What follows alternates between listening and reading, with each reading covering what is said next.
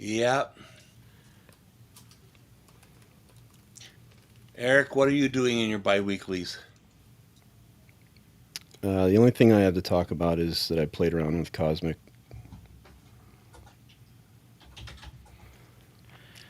It's probably cooler than what I got to talk about. Okay. I got some cool crap to talk about. Come on, it's only been a week. Yeah.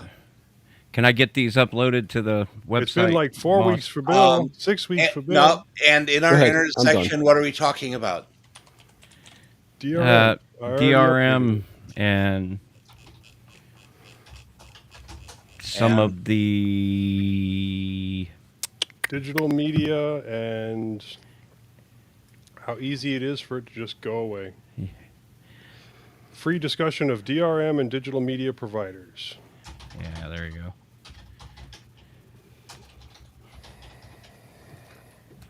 And then Bill posted a portion of an article.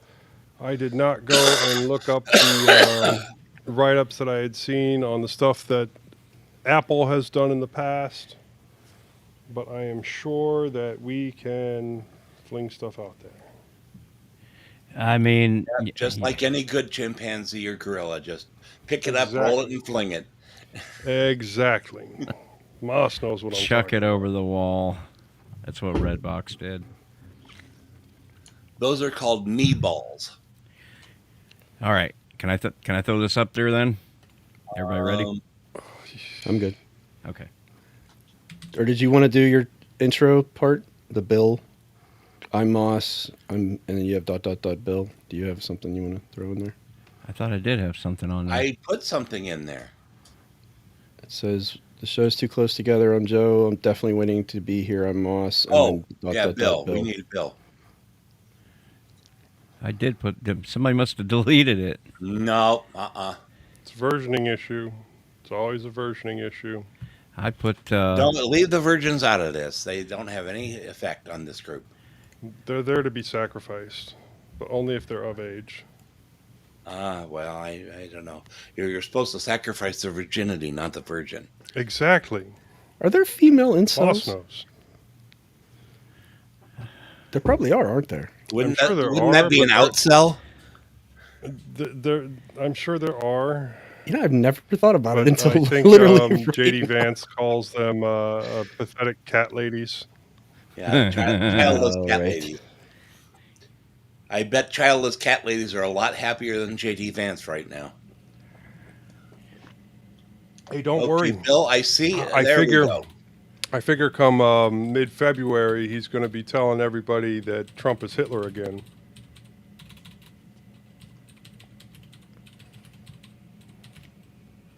Gosh, Are we streaming? Yeah. Did I get my Discord fixed? Okay, am I hosting? Yeah, hang on. Do I have Audacity installed? I don't have Audacity up. Oh, wait. I'm not using Audacity. I'm using, where is it?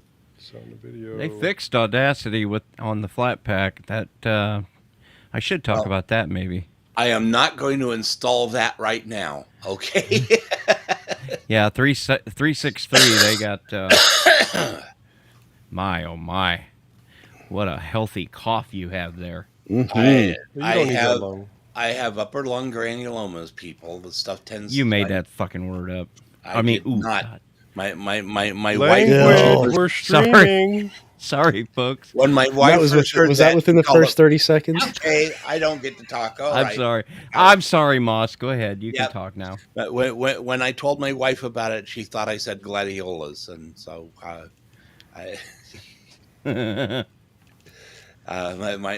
gladiolas are in bloom this morning. They're mostly up here on the right side of my upper lung lobe.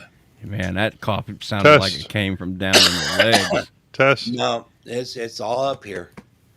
I cough from here, but okay. The goop is all the way up here. Oh, what's the easy effect? File save project. That works on this computer. I wouldn't. You get some crackling when you use that. I've noticed. Seriously? Yeah. Moss, you took Am I all crackling the. now? I've got filters that I can turn on Test, the. test, 1, 2, 3, 1, 2, 3. Yeah, I'm just trying to get rid of the air conditioner noise. I took all the I can get what? rid of that.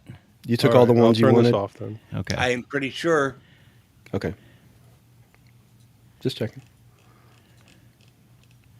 There we go. I mean, if I'm hosting, you'll hear enough of me anyhow. Well, Are I'm you, just though? divvying up I the asked stories that. several times. I'm good with you hosting. All right, Joe, you get another one. Not good with you rushing me, though. Hurry up, No, Joe. Come on, rushing. this is a quick show. Let's get it over with. It's not God. quick. We got a I'm lot going to of spend news like stories. 2 hours on my bi-weekly. Me too. I can think of silly crap to talk about.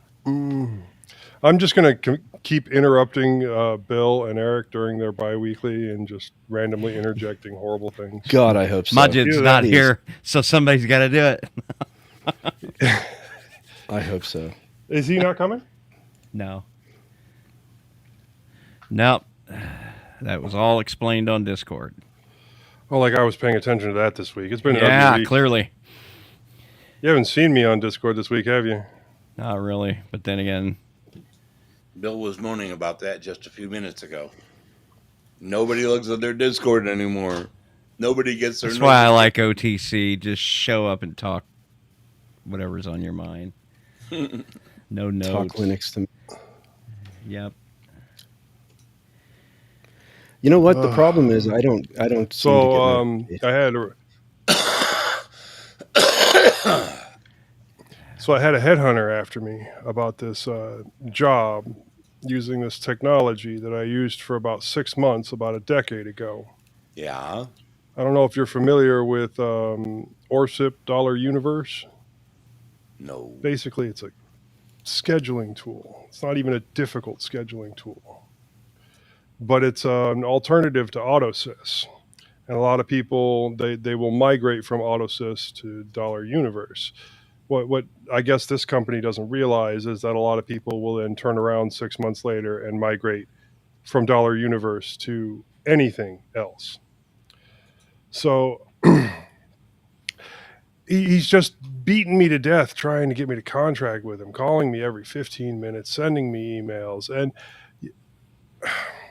I keep telling him that if he can't have health care, I can't have the job because my daughter has a pre-existing condition.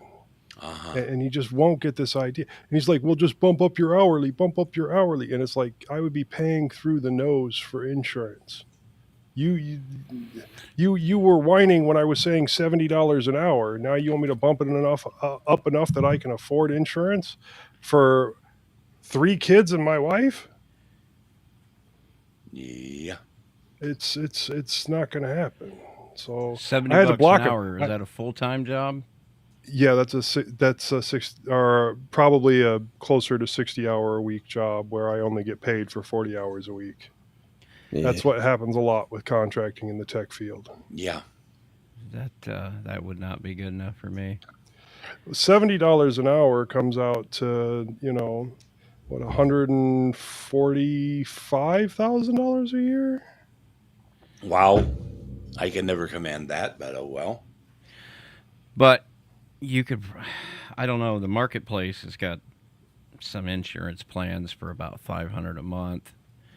If you qualify. You aren't going to qualify if you're making 145,000. And not all of those will cover pre-existing conditions. They have caps.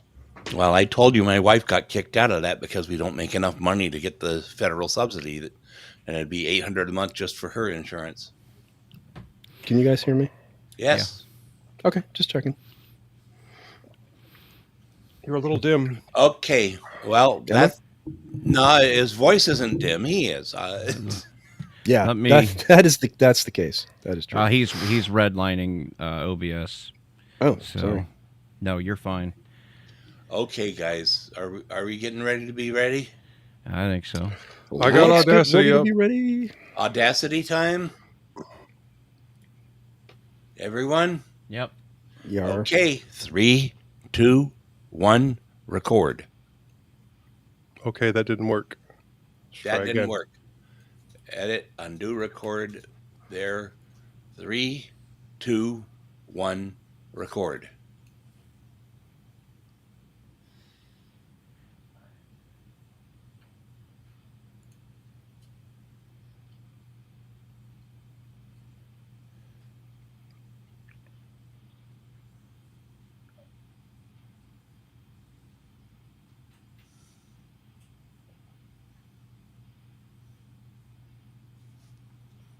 That's what we need. 0 time. 3, 2, 1, 0. Zero. Zero. Sounded good enough to me. Are we going to want to do zeros throughout for Bill? Yeah, give me one at about halftime if you don't mind. We could do one at each transition. Give me one every 10.5 minutes. 10 minutes, 13 How about seconds. at each transition? Each transition is about the best I'm going to be able to do because I'm not going to be flipping back and forth to Audacity to see what our time is. I mean, I'm gonna compare it to the recording I do with OBS anyway. Well, if he's got an OBS recording, then that Yeah. should be solid.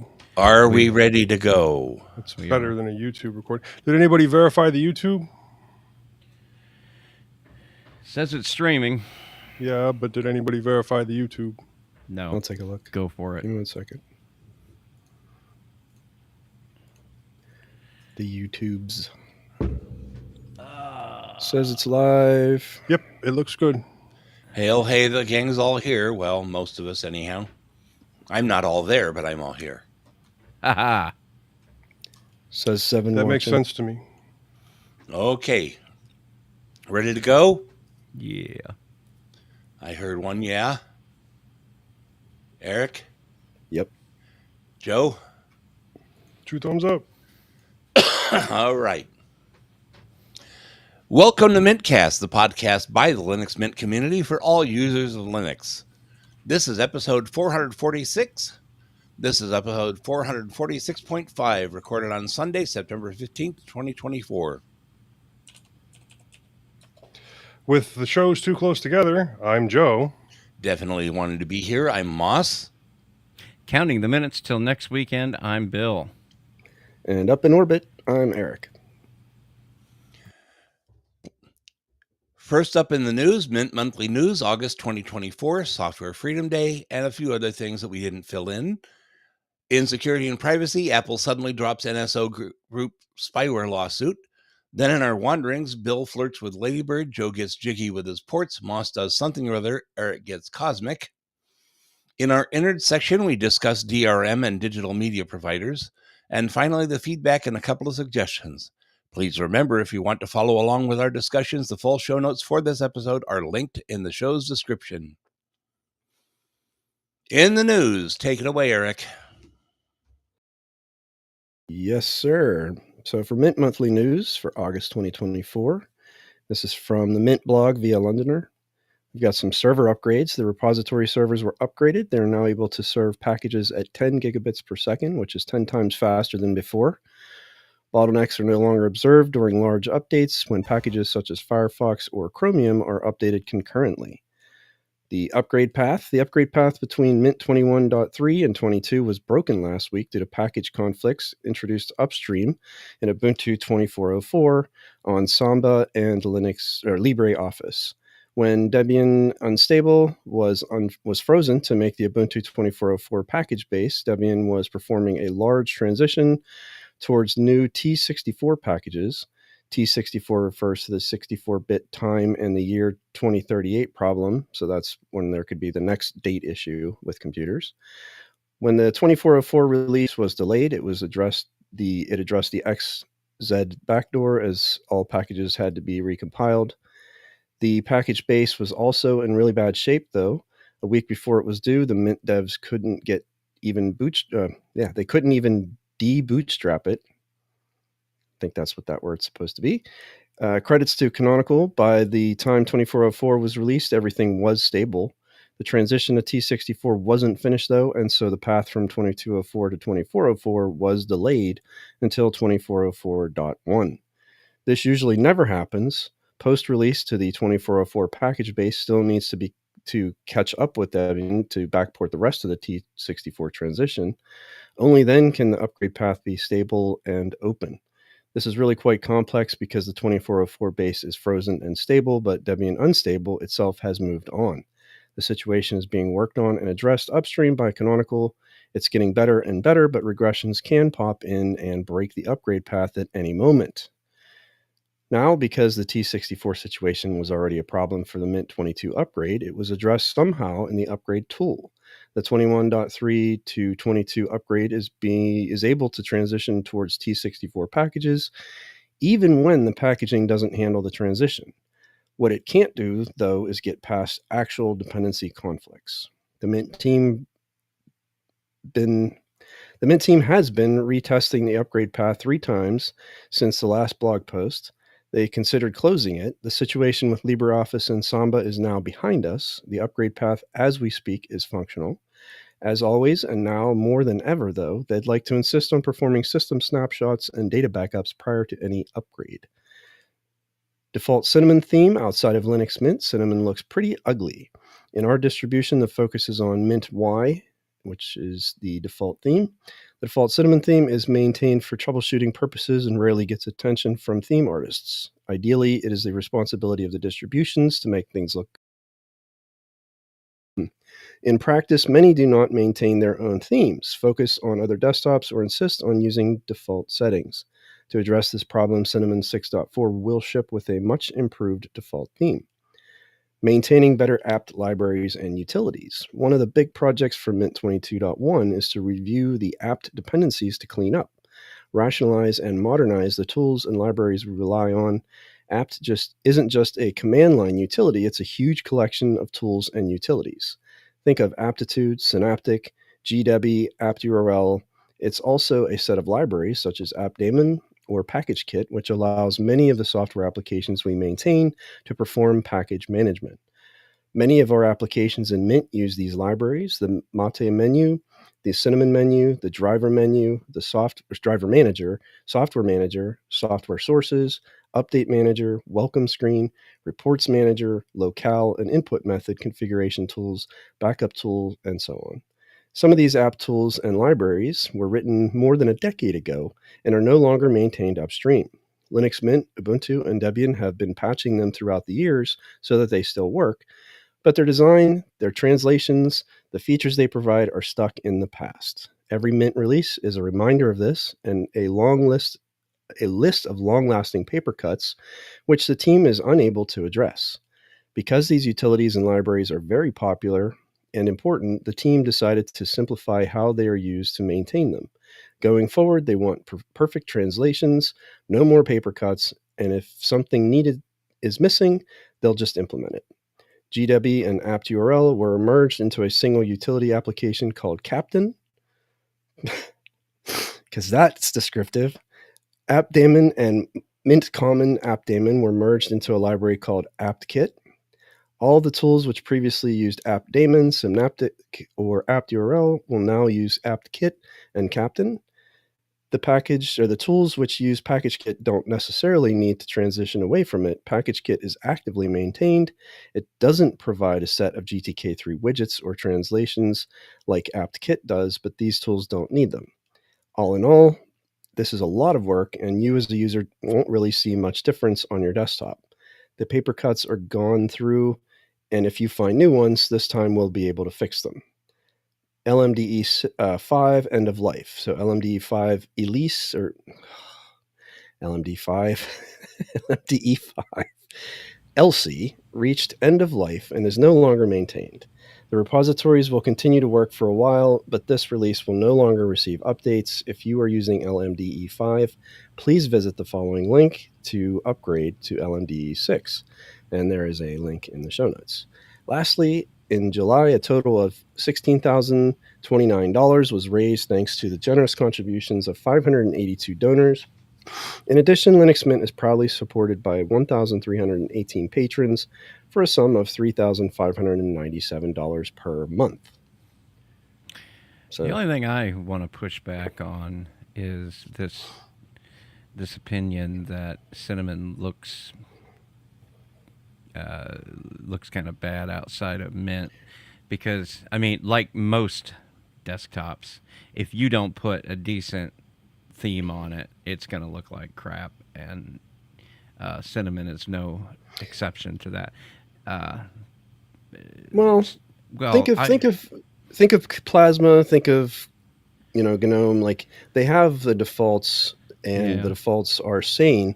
If you install Cinnamon on, let's say, Debian, it is horrendous. I mean, it isn't even like, because without Mint Y, and that's the problem without Mint Y, which isn't a I guess inherent part of the desktop, and I think that's probably what's different, because Adwaita is part of GNOME, and when you install GNOME, like, unless the distribution has overridden it, Adwaita is what you're going to get. Whereas with Cinnamon, I don't even know what it is that comes with it on Debian. It is so bad, it's like hard to use. So I kind of get what they're saying here. I think they're using the outdated sort of Adwaita stuff that GNOME's not even using anymore, and then could be because Cinnamon's got this concept of a shell theme, kind of along with the GTK theme and all that. But for those that are not, against going and downloading another theme, like I installed the Arc theme when I was running it on Arch, and that made it look really, really well with the Papyrus, the Papyrus icon theme, and the Arc GTK and Cinnamon theme. That actually made it look pretty slick, I thought. But you got to do that nice like slate color. Yeah, it's kind of nice. Yeah, with some blues and everything, which go along good with some distributions. A lot of this stuff was technical debt too, which end users don't understand. That it's not like feature rich, but there's so much decade old junk here that they're dealing with, that I'm glad to see them doing it, because instead of just kicking the ball forward, they're actually stopping to fix something. So yeah, and I'm thankful for that, because I do notice, even if something still looks the same but it doesn't crash and it starts up faster for me, I appreciate all that as well. So, and I'm sure I'm not alone in that. Nope. All right, Moss. Software Freedom Day. We got this direct from System 76. System 76, a leading advocate for Linux and open source software, is teaming up with the Digital Freedom Foundation, DFF, to revitalize Software Freedom Day, SFD, on September 21st, 2024. This partnership aims to address last year's dip in U.S. participation by encouraging global engagement through various events. The goal is to see at least 10 U.S. SFD events and to double global participation, with System 76 and DFF working to inspire communities and amplify the importance of digital rights and open source software. To energize this year's celebrations, the DFF is launching the Huion Graphics Challenge, inviting teams to showcase free and open source graphics software in creative ways. Additionally, System 76's Global Sticker Rep program will distribute new themed stickers to spark conversations and build excitement. Everyone is encouraged to register events, join the movement, and celebrate the transformative power of software freedom. For more details, visit digitalfreedoms.org/SFD and follow updates on social media.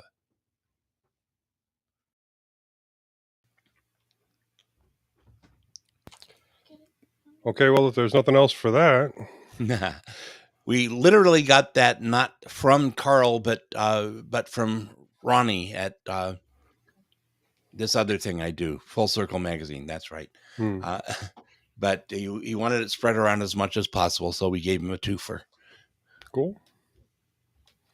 Okay, Mozilla Firefox 130 released with Labs, Overscroll, and Web Codecs API. This is from OMG Ubuntu. On Linux, Firefox 130 enables overscroll animations by default, having added them on other platforms a few years back.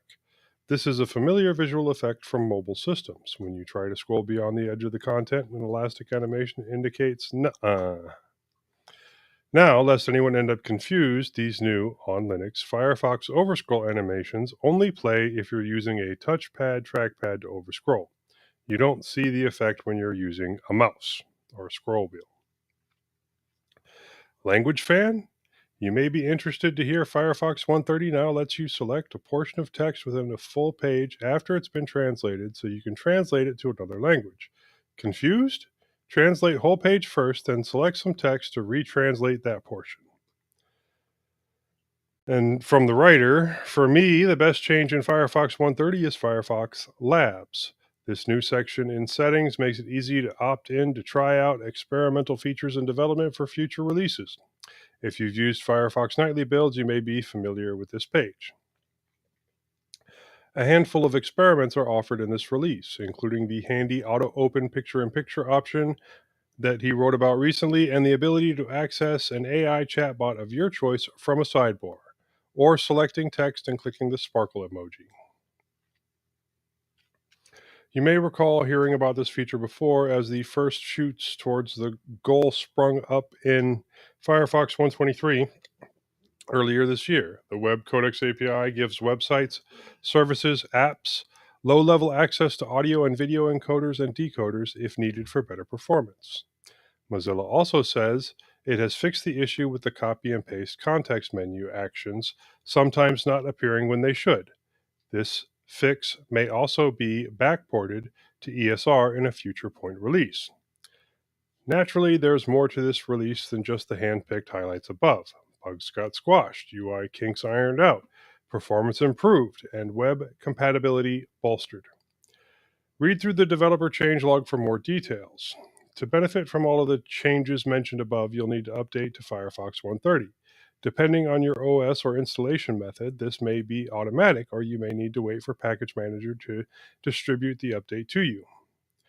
On Ubuntu, the Firefox Snap is silently updated in the background. The Firefox Linux binary downloads the update in-app and applies it when the browser is restarted, while the Firefox deb from the Mozilla apt repo will appear in Ubuntu's software updater tool.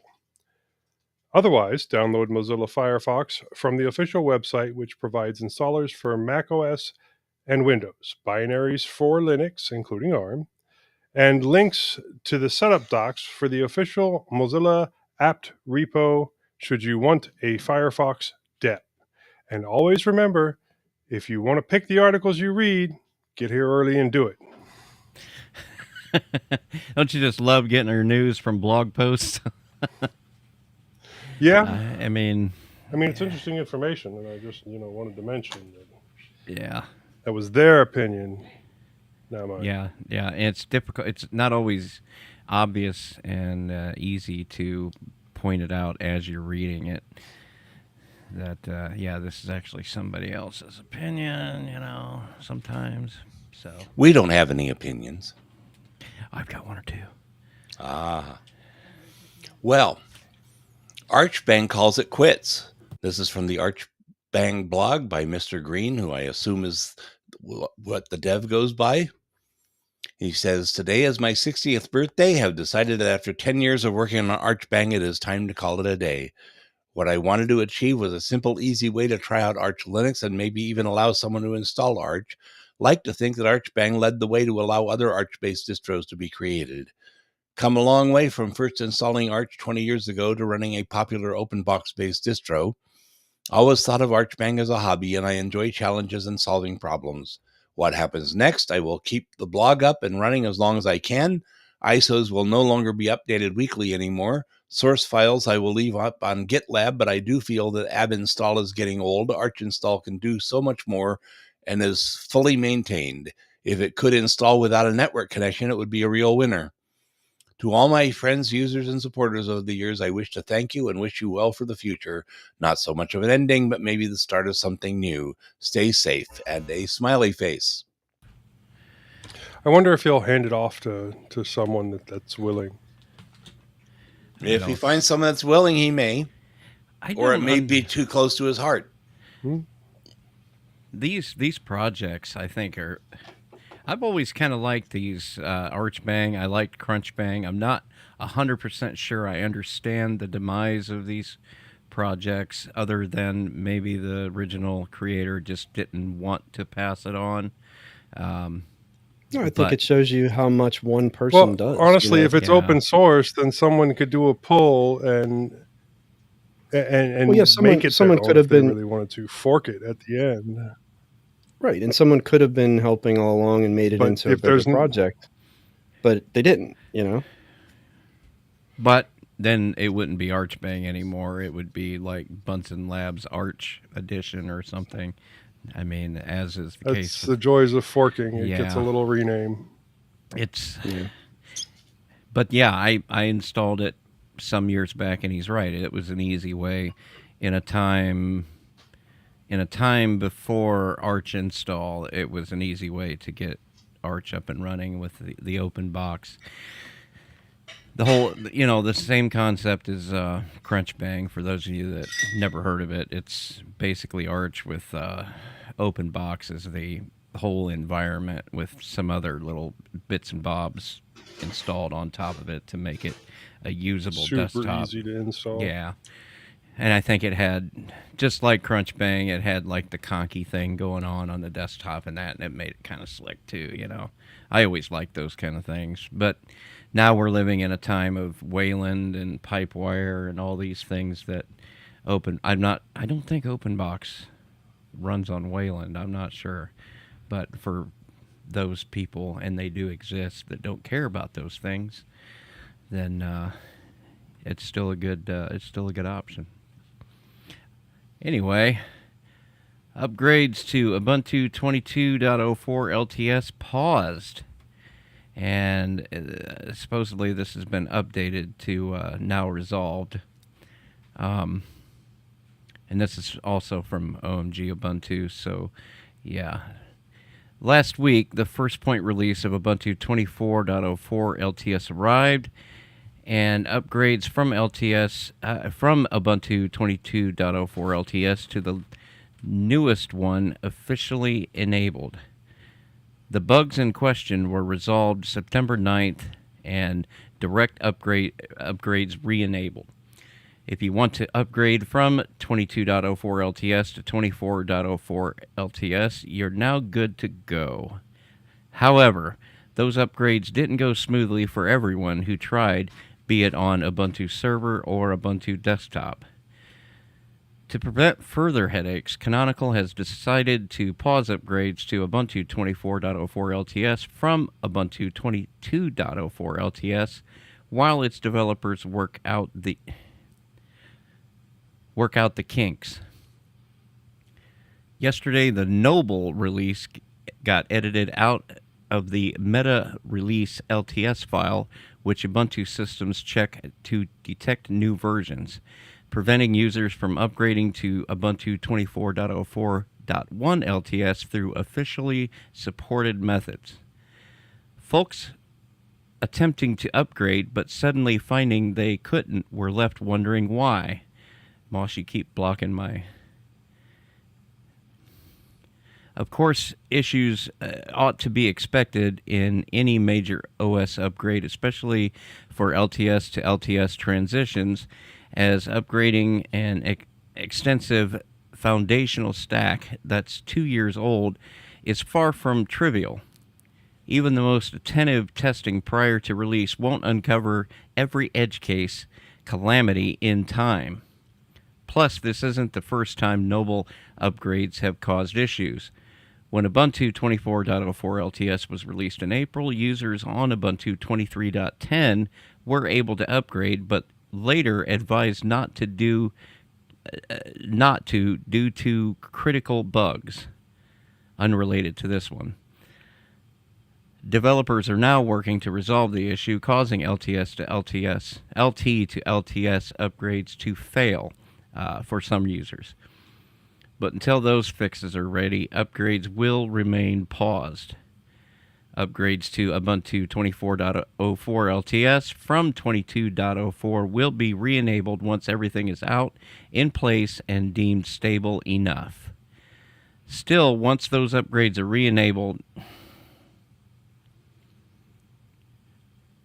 I'd recommend everybody planning to make the leap to keep some recovery media, like a bootable Ubuntu installer, on a USB drive to hand, just in case. I think he meant on hand. English are weird. Yeah. As it said early in the article, these things are fixed, but then they went ahead to describe what happened. Yeah. So, I've been getting the message on our servers that run our Nextcloud instance and our website and everything else, but I'm not going to do any upgrading until 24.10 comes out, and then I'll upgrade to 24.04 because from a server standpoint, they're really, as long as everything is working, you're getting security patches and things like that. There's really no reason to upgrade. from a server standpoint, just use Debian.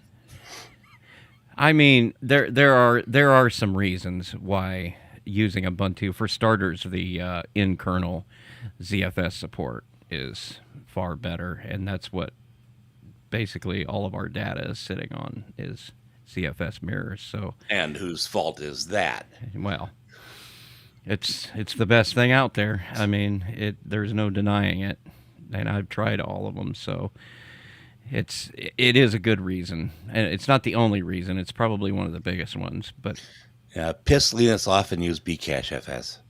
well, yeah, that's much to be said about nothing there.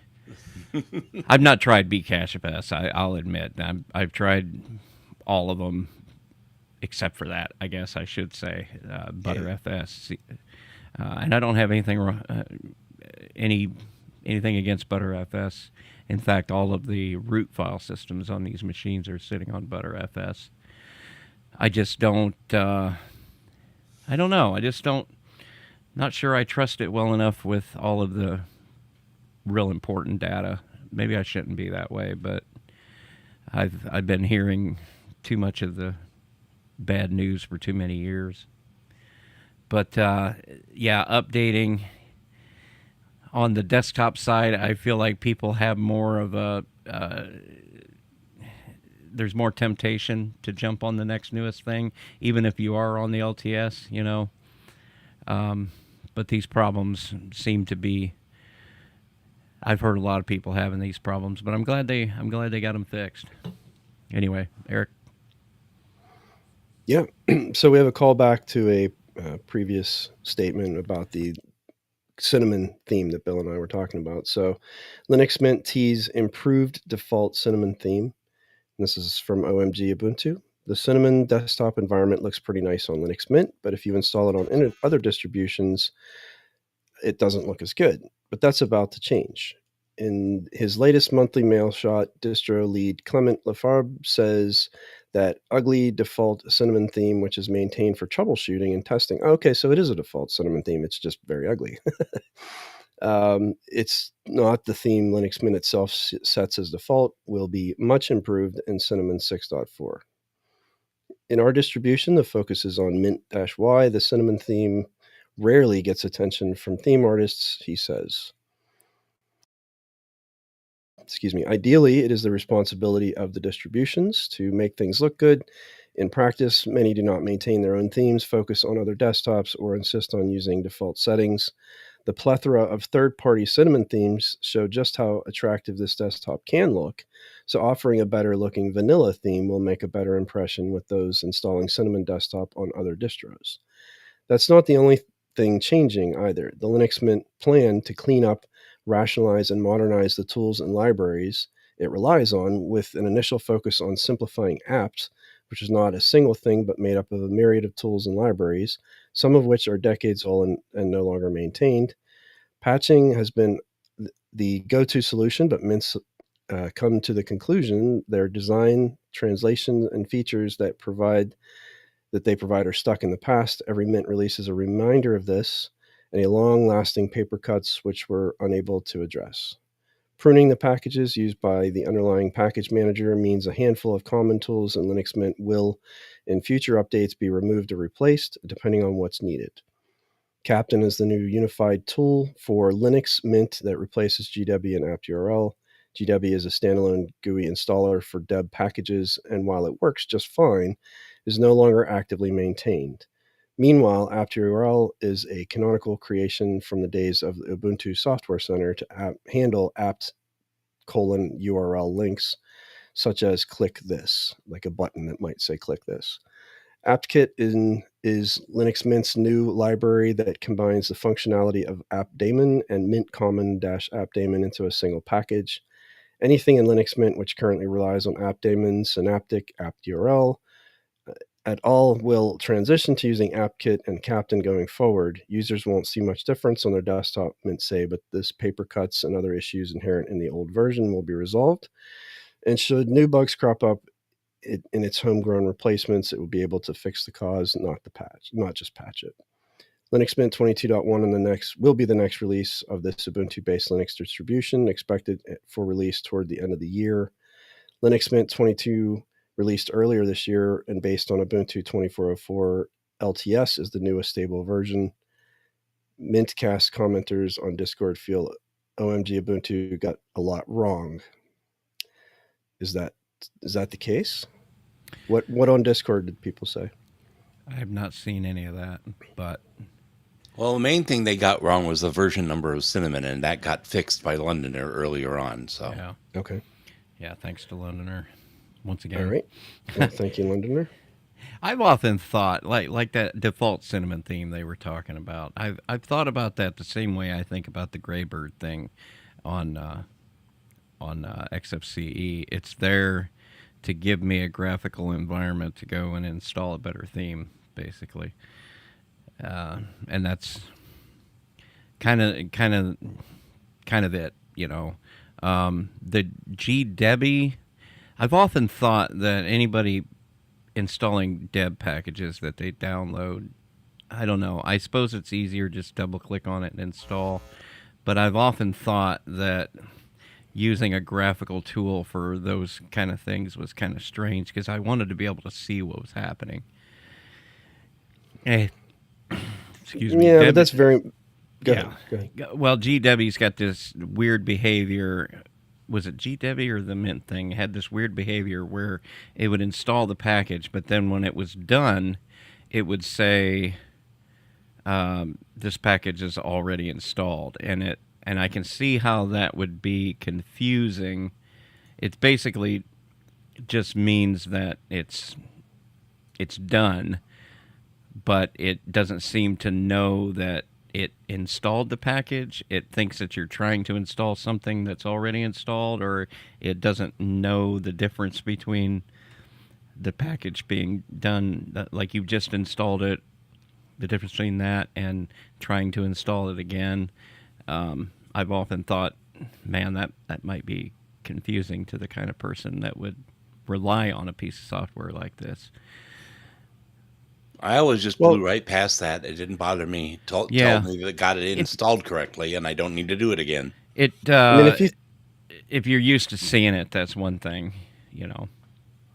Yeah, I think if you are just an end user, and again, if you think of something like Mint, I mean, they're kind of appealing to just someone who's not necessarily going to drop into a terminal and do an apps command.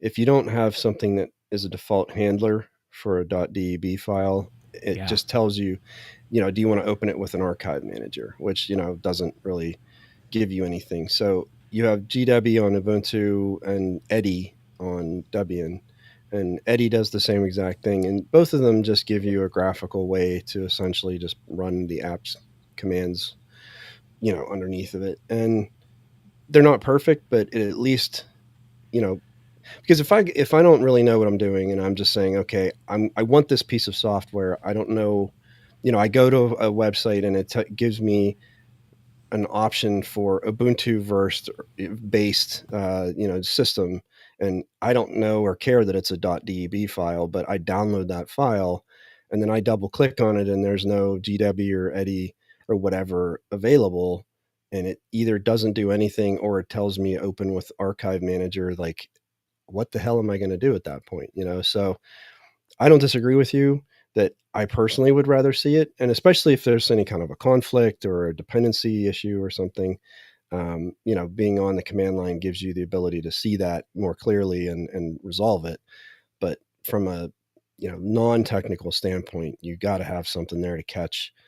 I mean, it's really frustrating when you deal with distribution that doesn't have good defaults in place, and they don't think ahead for the user, and all of a sudden you're trying to do things and like files won't open because the associations aren't there, or it's clunky, right?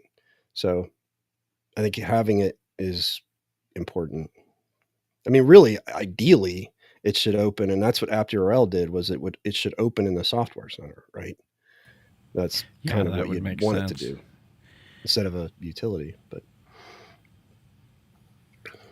Okay, well, that about does it for the news. Let's move on to security and privacy. And before we get started on that, let's do a 0 for Bill. 3, 2, 1, 0. 0. Okay, in security and privacy, we've got one article. Take it away, Joe. Apple suddenly drops NSO Group spyware lawsuit. From Security Week, Apple has abruptly withdrawn its lawsuit against NSO Group, citing increased risk that the legal battle might unintentionally reveal sensitive vulnerability data and difficulties in acquiring essential information from the spyware vendor. When it filed this lawsuit nearly 3 years ago, Apple recognized that it would involve sharing information with third parties. However, developments since then have reshaped the risk landscape associated with sharing such information, the Cupertino device maker said. Apple knows and appreciates that this court would take the utmost care with the sensitive information relevant to this case. But it is also aware that, now more than ever, predatory spyware companies, including those not before this court, will use any means to obtain this information, the company added. Any disclosure, even under the most stringent controls, puts this information at risk. Due to the development since this suit was filed, proceeding forward at this time would now present too significant a risk to Apple's threat intelligence program. The case, originally filed in 2021 in the U.S. District Court for the Northern District of California, sought to hold NSO Group accountable for hacking into Apple's iOS platforms with so-called zero-click exploits to spy on researchers, journalists, activists, dissidents, academics, and government officials. Apple and WhatsApp maker Meta have accused NSO Group of creating sophisticated state-sponsored surveillance technology that allows its highly targeted spyware to surveil its victims, and moved to the U.S. courts to ban the company from using its software devices or services. On Friday, Apple also cited concerns that NSO Group and unidentified officials in Israel may have taken actions to avoid producing information during discovery. This means that going forward with this case will potentially involve disclosure to third parties of the information Apple uses to defeat spyware, while defendants and others create significant obstacles to obtaining an effective remedy, the company said.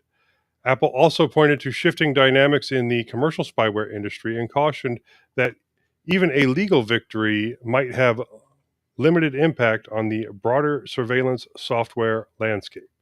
Defendants have been partly supplanted by numerous other spyware companies, dispersing threats that were once concentrated in a single powerful actor. Consequently, even a complete victory in this lawsuit would not have the same impact as in 2021, as other unaffiliated spyware companies would remain unaffected and would continue their destructive tactics, the company added.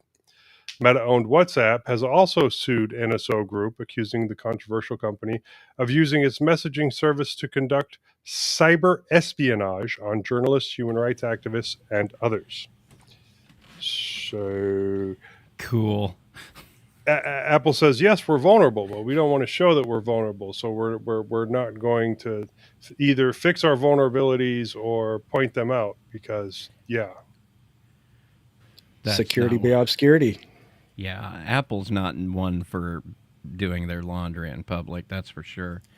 They want to. You go to their conferences or you listen to them talk about anything they've got coming out, and it's all marketing speech, really. Yeah, it's all the language that was used in that article. Yeah, basically. So side speak that means nothing. Me. And that's all we got for security this episode. So let's move on to our biweekly wonderings. Another batch of zeros, guys. 3, 2, 1, 0. 0. In Biweekly Wanderings, let's start it off with Bill. Yeah, real quick before I get started, there's been a Lizard of Linux Lane has hit us up in the comments on YouTube and was asking about dead beef. This person, The music player. yeah, the music player, and I have not seen dead beef in years, but I was intrigued. The question was, is there a way to get dead beef music player to work on Linux Mint 22? They went on to say, I run Linux Mint 21.3, the Mate version it is, and tried to upgrade to 22, but I wouldn't have been able to use dead beef if I did the upgrade, to which I responded, and you'll love this, there's a snap of dead beef, and I installed it, and it runs just fine. And yeah, we love snaps around here, don't we? Well, a lot of the negative attitude towards the snaps is really kind of unfounded, in my opinion, because it does install and it works just fine. It's just one more way to get your software. I think if you're going to successfully use a system and get the right software, you've got to be willing to look at all of these packaging formats, because the reality that I've noticed is that there is no one way to get everything up to date and there's no one place where everything is available and up to date. So you got to be able to at least consider some of these options. But Okay, yeah, And that's our vibrations from the ether. So it's sudo snap install dead beef tac vs. yeah, it's TAC VS. Yep, but you've got to jump through the hoops of enabling snaps, because we use a Right. distribution, right or wrong, that put a little bit of a roadblock. Default. Not a roadblock, more like a speed bump in the way. Now, is dead beef a command line tool? Or No, it's not graphical, but for me. it's pretty old school. Well, I I don't installed One of those, Snap like, just a Winamp second ago, style. and then I try to open it, and it doesn't open. It takes a second for it to open. I think it's got to Okay. do some config writing. Oh, in the that. first open, yeah. Yeah. But it did open for me. It took a little while, but it did open. So, does Alright. it play? I can't guarantee that, but that's So back to our wanderings, Bill. back to live action. Lost Anyway. wants us to be done. Well, it's been some time since I've been on the show, and unfortunately, I've got little in the way of tech to talk about, save a couple of things. Sometime back, as part of our Check This Out section, we introduced an Android keyboard app called Fudo, which among its considerable list of features is the on-device way of handling voice to text. This is a must for me, given how much time I spend behind the wheel. I am pleased to say I am still using the keyboard, and have donated some money even to the project, which is on GitHub and is open source. Yeah, now it's Apache open source, but that's good enough for me. This keyboard is an excellent alternative to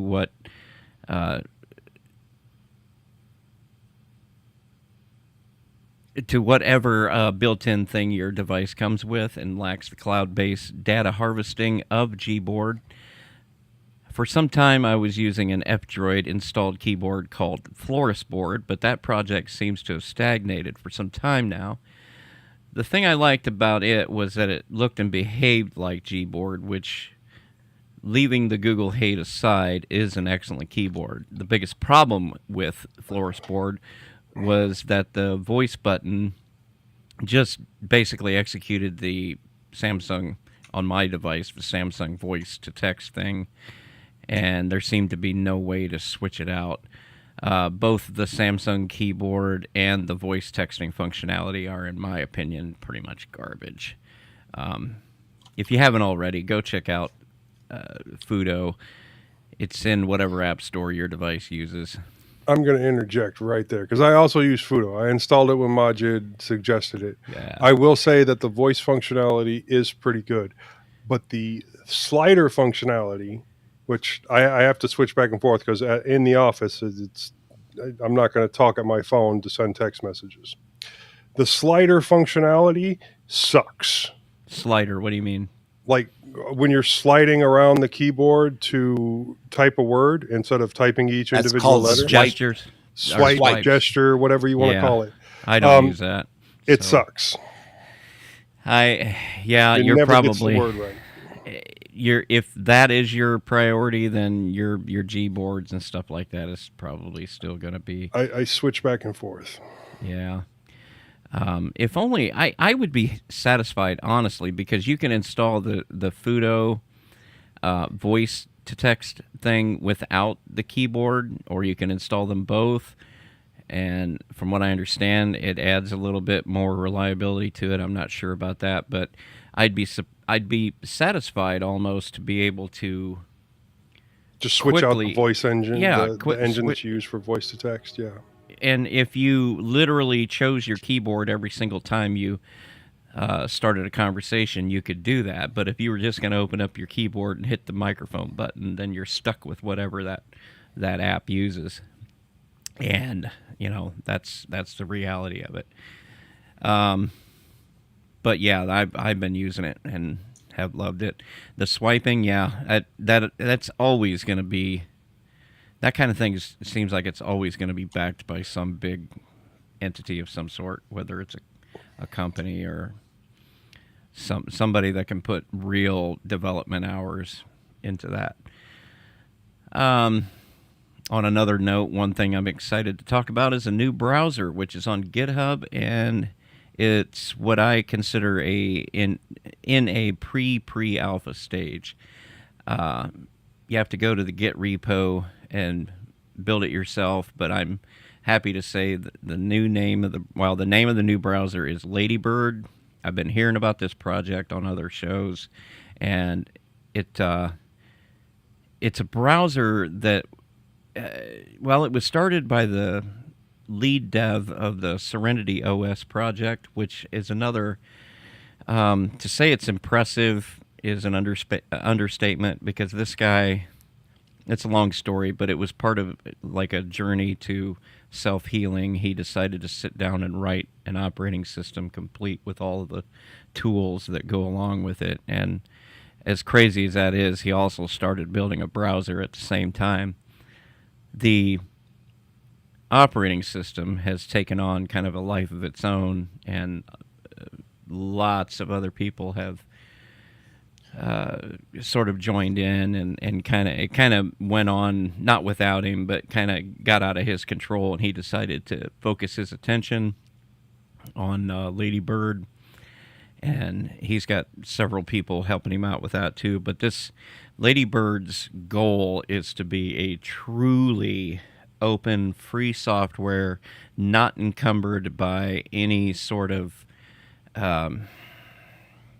all of the things that we hate even about Firefox. The fact that it's being funded by big data harvesting corporations, and the need to put AI tools in it and things like that. Ladybird is their one goal is to remain our open source and completely unencumbered browser. And I think it's interesting. You got to go. It's just a couple of commands in the terminal to get it installed. Your results will be mixed, but I joined the Discord server and told them who I was, and I was gonna talk about it on mintCast, and they're in this kind of phase where they're kind of going through websites. That's like actively part of their development process, is going through websites, finding websites that don't work, and then they get them to work, and then that process kind of helps them in big ways. And apparently mintcast.org worked right off the smack for them. And we had a cool conversation talking about, oh yeah, the media even work, the media players even work. They actually listen to some of our episode. I thought that was kind of cool. I want to give it some time. I want to give them a little bit more time. I could be wrong. I feel like our audience might be a little less inclined to do a lot of compiling of software, and we're a little bit more of a get it up and running and install it from a graphical tool type. It's difficult to say these things without sounding condescending. I really don't mean to, but I would really like to see that there be something we can actually install, normal people can actually install, before really getting into the nuts and bolts on our show about it. Yeah, we've covered this a couple of times on Full Circle Weekly News, which might be where you heard about it first. But and the guy has totally left the Serenity OS project and is only working on Ladybird. I first heard about Serenity OS and this guy about 3 or 4 years ago on the Ubuntu podcast. Actually, they brought him on when he had first started messing around with Serenity OS, and it was just insane, some of the things he was saying that he was doing. And then when it might have been on Full Circle when I first heard about it, but I'm starting to hear about it everywhere. So I wanted to bring it up here and start getting this in everybody's head that this is something new that's out there. Anyway, I linked to their website in my wanderings, and then it's going to be linked again in the check this out, the website, and then the GitHub page. They need money because some people are working on this full time. It will install if you compile it. If you compile it on Mint 22, you don't have to update your build environment or anything, because it's already shipping with an up-to-date environment. You can just basically clone the repo and install some dependencies and get it up and running. It takes about 10 minutes to. Well, it took me 10 minutes to compile it and get it up and running. But then it's kind of fun to play with. Your mileage may vary. Your mileage will definitely vary. And a lot of websites just don't work, the ones that are trying to use complicated JavaScript and stuff like that. Yep, so go check that out. Anyway, Joe, what about you? Well, last week I talked about the Lightbook Mars. Really a good device. I mean, it's an e-ink e-reader that looks like it will read books to you if you hook up headphones. Kind of cool. The device is also really well built and not that hard to work on. As mentioned before, one of the listeners from one of my other shows sent it to me because the USB port was getting loose and difficult to make sure that the device charged. I got it a little while back and had to make sure that the device was as stated. It was. And then I had to make sure that I had the correct parts. I found my box of replacement micro USB ports and my solder wick, and then I did the work on a different one of my shows. I tried to remove the port with just my soldering iron and the solder wick, adding a little bit of leaded solder to lower the melting point and sucking it all up. But that was a no-go. I seriously considered stopping and ordering a hot air station, but then I remembered that I have a hot air gun. That while not as precise, it would get the job done. The hot air gun worked like a charm. After I blocked off the nearby plastic parts, I had to do the replacement twice because the first time I had the wrong micro USB port. But after that, I used my soldering iron to put it on because I was worried about those other plastic parts.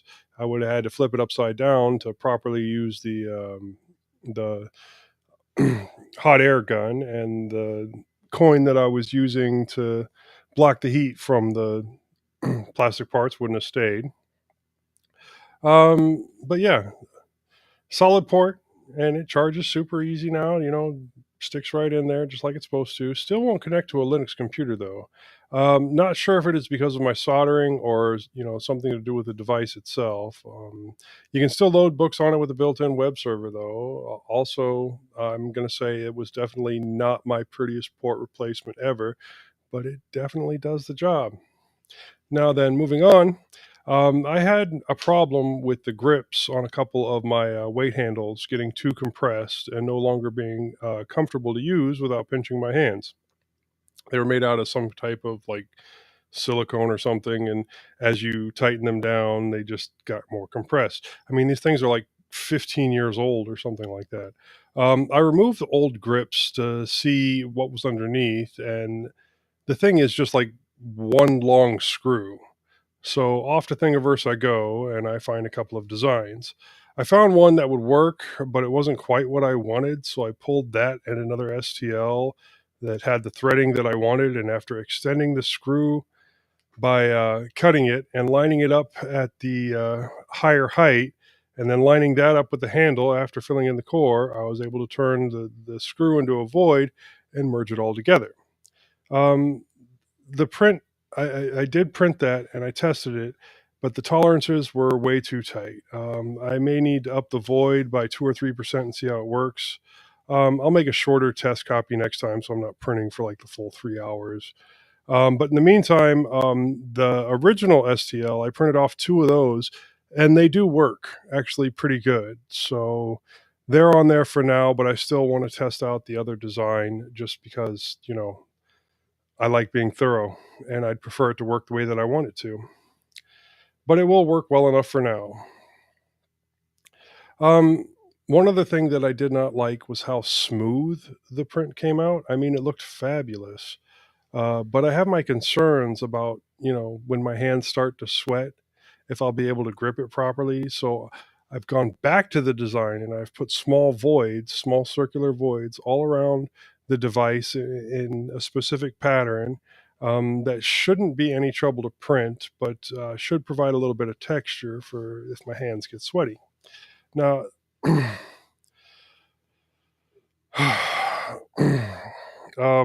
also, some of my old headphone hangers that I had previously printed several years ago were starting to fall apart. I'm okay with that. I mean, it's not like the plastic is expensive, and they did work for years.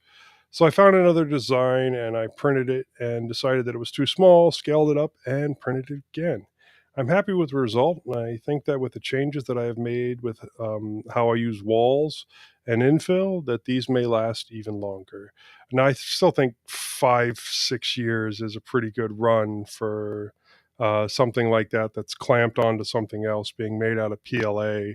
And in the hot of Texas out in my garage, heating and expanding and heating and expanding, and that plastic just wears out and it just cracked along one of the joints. Now, I've also was trying. I had an issue where my Ethernet cable that goes out to my garage got disconnected again. Somebody bumped it, whatever. I need to replace that cable most likely, and that would fix most of that problem.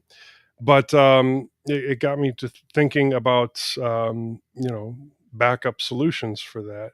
So I tried to get my portable router to work in extender mode, but I'm having some issues with that. It's just not doing the DHCP the way that it should after I switch it to extender mode, and then you have to reset it to be able to go in and tweak the settings to make things happen.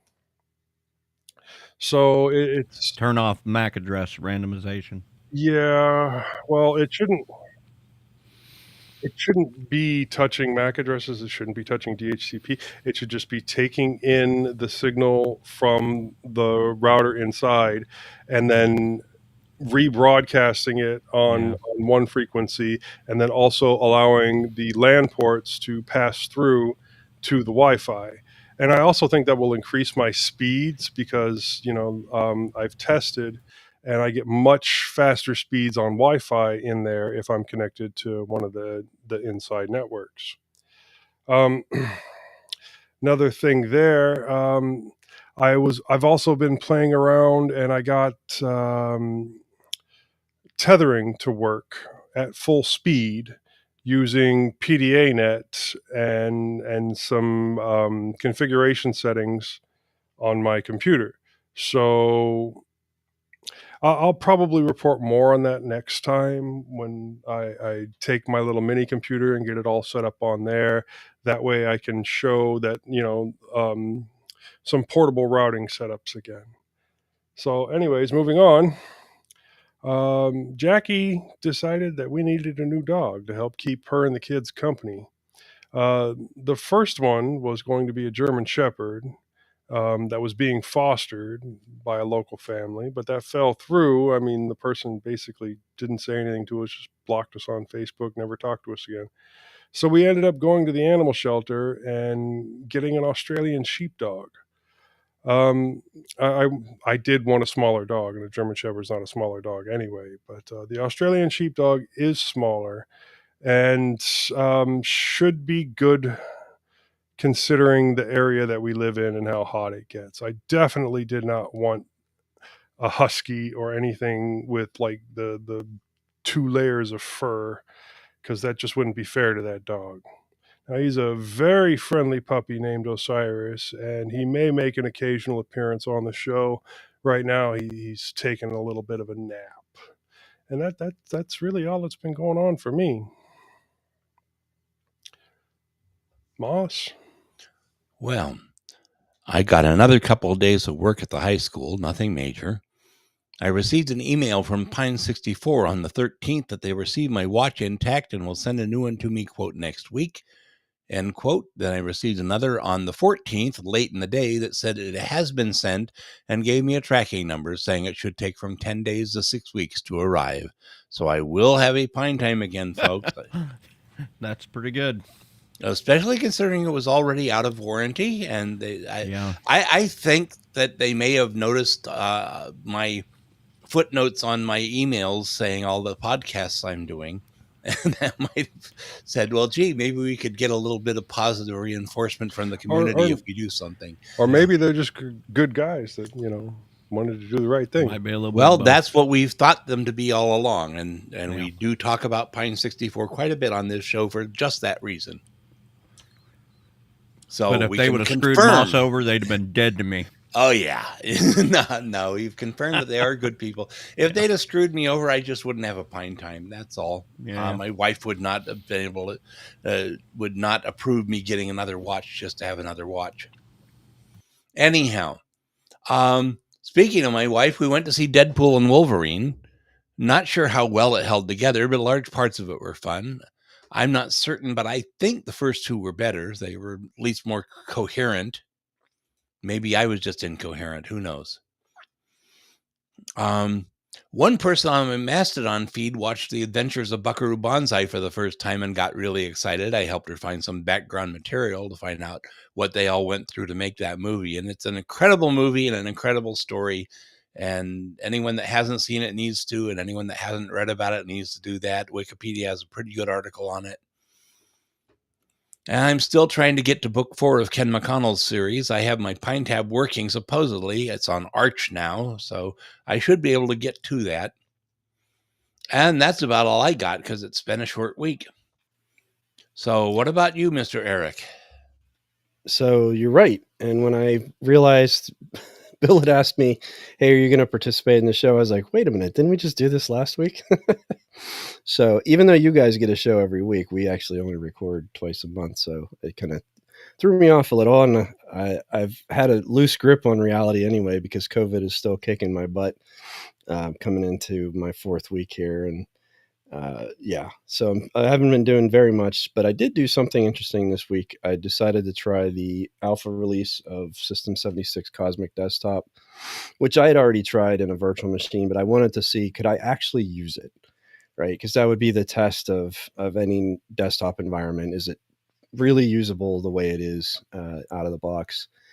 And of course, I had to add some extra applications just because, you normally do. It's not going to come pre-installed with like Discord and Telegram and all the social apps and stuff like that. And so I put it on my Latitude tablet, and it has all of the core apps. So, a settings panel, a dock, a launcher, file manager, terminal app, all that kind of stuff is there, but they're definitely missing a lot of the sort of smaller elements. So things like hooking up and configuring a pair of Bluetooth earbuds was way more complicated than it would be on any other desktop environment that is mature. None of those controls exist in the UI yet. So all of the underlying applications that those UIs would call to are there. So I was able to actually configure the earbuds and make them work the way they were supposed to, but it took, using command line arguments and so at the end of the day, I would say that it is very much an alpha. And while you can use it, you are also going to have to fill in a lot of those little gaps that are not accounted for at this point. And there are things that are kind of annoying, like the alt tab switcher to, let's say you're switching between applications, which is a really common use case, obviously something you're doing all day in a lot of cases, unless you're someone that has, I guess, like a bunch of monitors. But in my case, I'm using a single monitor and I'm switching between apps. Well, the way they have it currently implemented is it's alphabetic and it doesn't go by last used. So if you are on Firefox and you want to get to terminal and there's 4 other things in the way, you have to alt tab like 6 times or 4 or 5 times to get to the terminal. And then if you want to get back to Firefox, you have to do it, let's say 1-2 times to get to it, or 3 times, depending. And it all depends on how many things are open and, the space between them. So that's something they already have feedback on, and they're going to have an alpha 2 apparently. So things like that are going to get progressively better with each successive release. The other thing I've noticed is that they are actively working, and I mean, literally releasing new versions of those packages, the Cosmic Desktop, the Compositor, the task switcher, all those different things are getting updated on a very regular basis, like maybe several times a week. So I look forward to them making quick progress, and I think that they have already shown there is the bones are there, the structure is there. It just needs to be sort of filled in, if you will, all of those little common tasks that maybe are not accounted for currently. And I could actually see myself really enjoying using it because it feels very much like the successor to Pop OS, which is GNOME with a bunch of System 76 specific GNOME extensions. So the tiling manager, the dock, the task switcher, the launcher, all of that sort of custom stuff they've done, which if you use Pop OS, you know exactly what I mean. Cosmic incorporates all of those things, but then on a new code base, obviously, Rust. So looking forward to seeing where they go with it. And I think it's going to be probably something that if I don't necessarily run it as my main desktop, then I'll probably want to use it. Maybe it'll be better on like a lower power system, something like that, as opposed to maybe a LMD or one of the sort of lower spec desktops. So yeah, good stuff. So If you're you haven't saying tried right now some of the paper cuts could take a finger. They could. If you ran into a situation where, you just needed some sort of a setting or something that is not in the UI that you just can't do or is extremely difficult to do because the other thing is there's not a lot of documentation at this point, right? I mean, an alpha is not going to have exhaustive documentation. So I had to end up figuring out kind of a lot of this stuff on my own because there aren't even like, it's not like other people have run into these things like a mature desktop environment, where you can just search for an answer and find it. Like there just weren't. So I had to kind of like figure out some of the things on my own, which was fine. One cool thing, But not for the faint of heart. One cool thing I think that's going on with this is that System 76 and the developers of Cosmic are working closely with other distributions to get it packaged in ways that make it more available to other distributions. And that's going to be useful in the future because I wonder, the minute this becomes, usable, if you will, that it's gonna take a lot of GNOME users away, I think. And even, something like Cinnamon, this is going to be, I think, maybe, the paradigm is more like a Mac OS, sort of, because you've got the dock and then you've got the taskbar at the top. So it doesn't look like a Windows clone. So it's not going to be maybe appealing to maybe Cinnamon or Plasma user, but someone like GNOME, yeah, absolutely, it's going to be much more sort of along those lines, or a Mac OS user. And from what I understand, that's all configurable anyway. You can move the panel to the bottom, or at least that's the plan. And you can put the widgets that are on the panel on the dock, or vice versa, and so it is configurable. You're right. Yeah. Cool. Okay, well, that wraps it up for our biweekly wanderings. Let's move on to Linux Innards. All right, guys, for Bill's sake, another 0. 3, 2, 1, 0. Zero. Linux Innards, we're going to be doing a fairly free discussion of DRM and digital media providers. Today's topic is partially derived from an article Bill found on The Verge describing the downfall of Redbox, a kiosk-based DVD rental company, which was arguably the last corporate vestige of the physical video rental business in America. You want to take it, Bill? Yeah, sure. Why not? Redbox had as part of its business model a streaming service, which, first off, if you haven't already, go check out this article. It's linked in the show notes on The Verge, where they're basically talking about this rather ugly process where Redbox. First, I guess I better describe these Redbox kiosks are basically, they're sitting everywhere. They're at gas stations. They're at grocery stores. They're at department stores. They're at drugstores. And you literally it's a vending machine for DVDs, Blu-rays, and video games.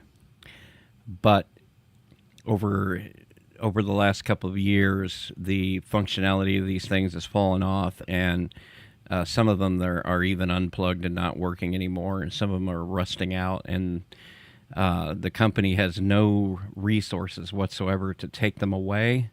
So in many cases, these things could end up sitting with no functionality for years because the company that runs them is basically going under. Slow and kind of quiet, and it's asking, in my opinion, it's brought up a few questions in my mind. But they, as part of their business model, they've offered a streaming service which gave people the ability to buy movies to be watched on its platform. Yeah, buy in air quotes. Many people, no doubt, use the platform as their media library, as you would with any of these platforms. A lot of people that no doubt have libraries on Amazon, and if you buy anything on Google, it all shows up on YouTube.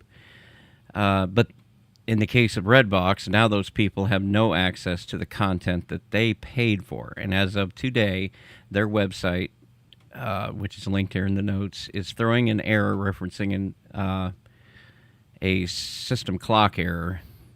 The Android app, while it installs, will no longer connect either. This all, once again, begs the question we've all been asking about streaming content providers and the presumed ownership of the materials.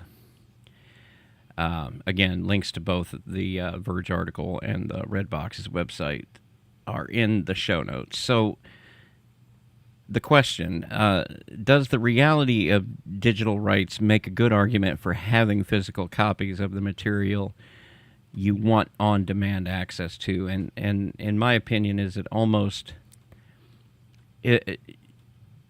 does it even make sense to say you own something if it's sitting on a provider such as Amazon or YouTube or something like that? Do you own it? Do you own anything? No. That's an easy question to answer. No, you really don't. But no, if it's on their servers, it's not yours. Yeah. I would and argue, not- though, even if it's on a Blu-ray, it's not yours, because the whole concept behind the AAC encryption, or AACS encryption, was that was a key that could be revoked by the studio. And if you don't have updated firmware on that device, on that Blu-ray player, then you could lose access to that movie in spite of the fact that you bought it from the store. Right. Or if nobody's making a device that runs that encryption anymore. And I've had that happen. Yeah. That is crazy. So, I mean, did we ever own the content that we bought? Well, they couldn't take it away from you when you had it on a physical unless we piece sold of it. media. Yep, like I say, pirates Well, own everything. Bill just said that they could. I mean, and it makes sense. So if you lose the ability to unencrypt your media, yeah, okay, you own it. You have a physical copy of it. It's right here. I have no access to it, though, because there's nothing that will unlock the DRM. I think they realized almost right away, though, even if they revoked the AACS keys, you know, they're out there. So people that really wanted to pirate the material probably still could. All of the people that honestly bought it and were just trying to play it, Almost wouldn't be able 15 to. minutes after the DVD hits stores or the Blu-ray hits stores, it's on a torrent site somewhere. Oh yeah, yeah, absolutely. But and that's another thing.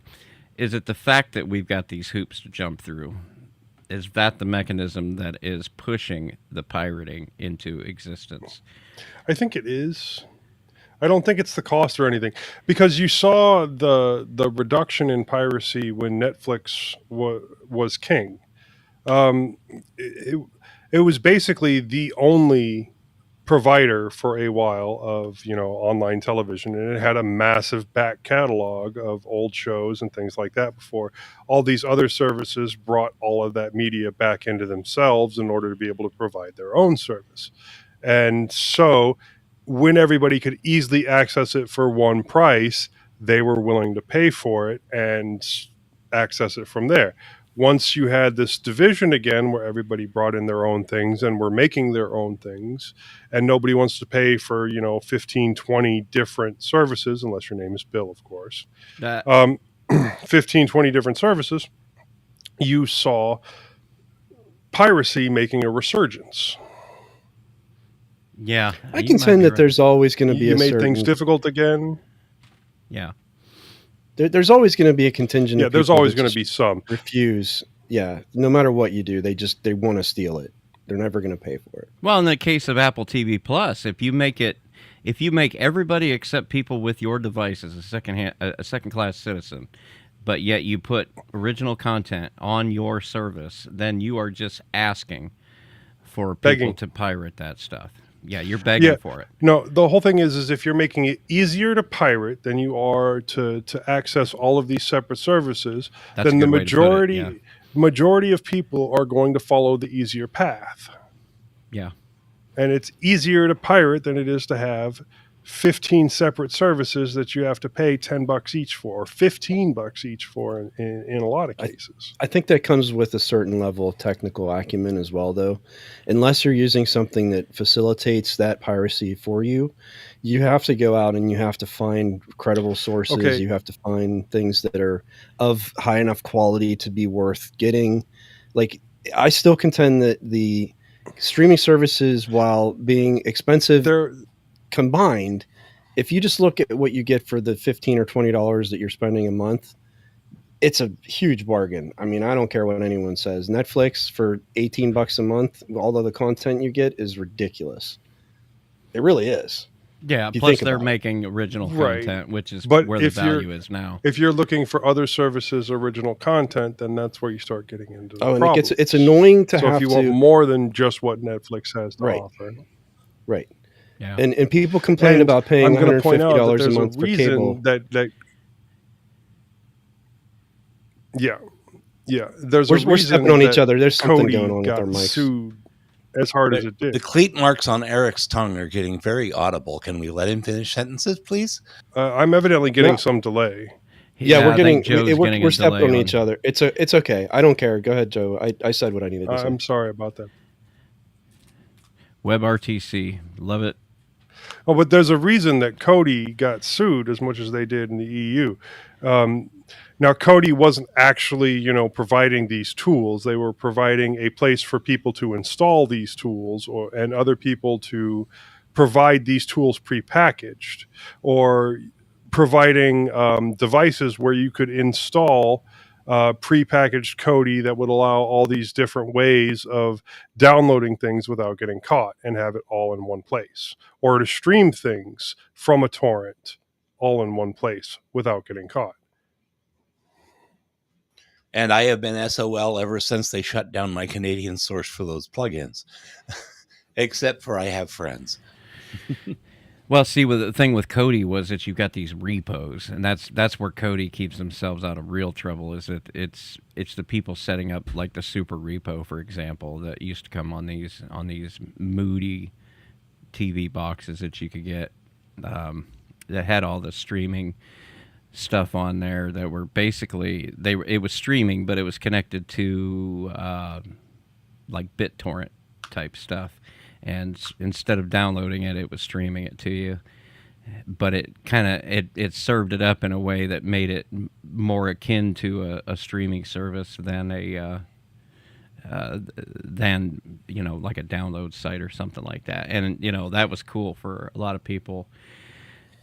Does that make Kodi culpable here in all this? I mean, I suppose it depends on how you look at it. I would say no, it does not make them I culpable, because they were not providing the tools that did the illegal things. But other people saw it a different way.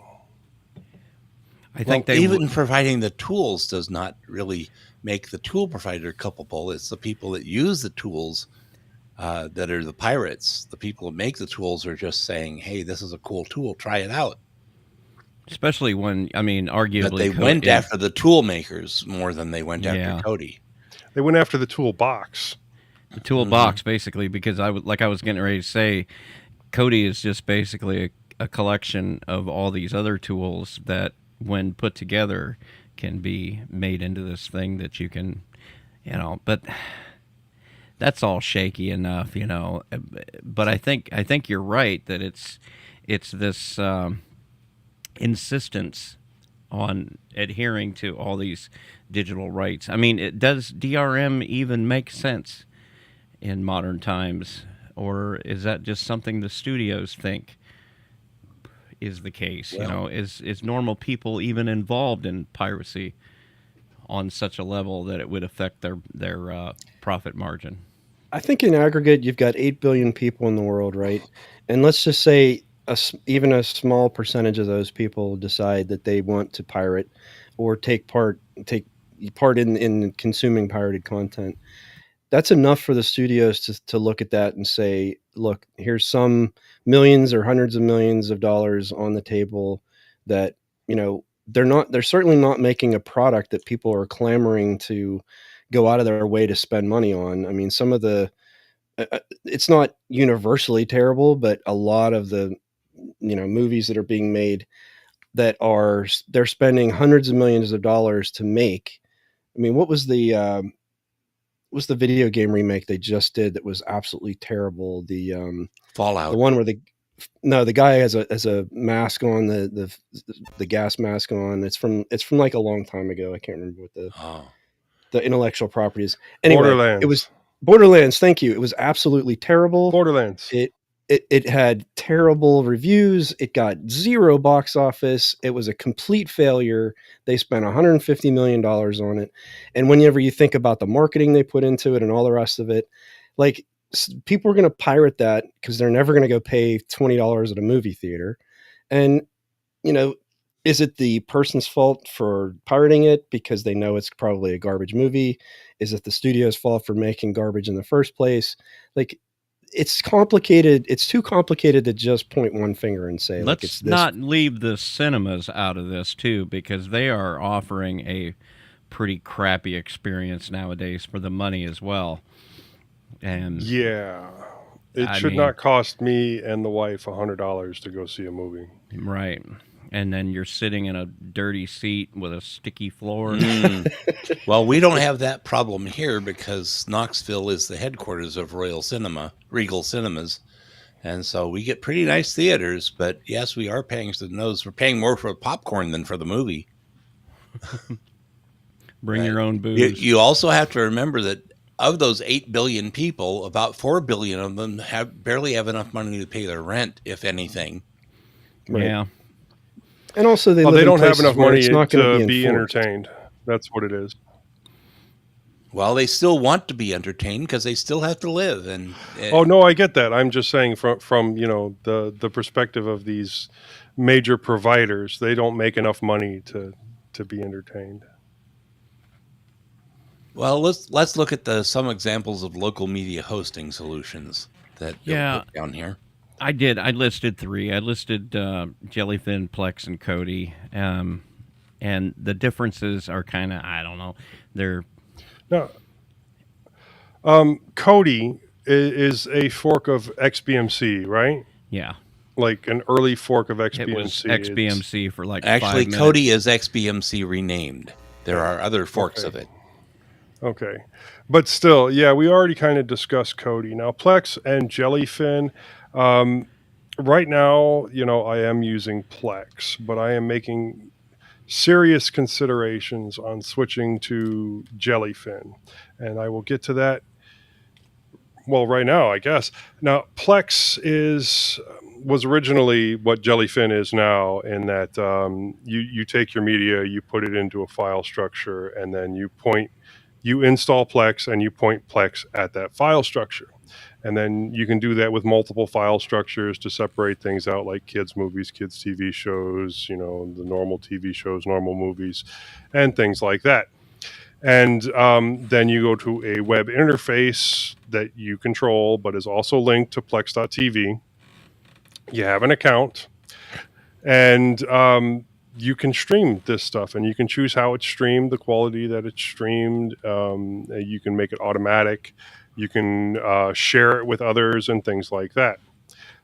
But Plex is growing, and they are changing how they're doing things, and they are planning on providing rentals, and they're also providing some like live TV stations on their services, and they do have their own sets of movies and TV shows that they stream out.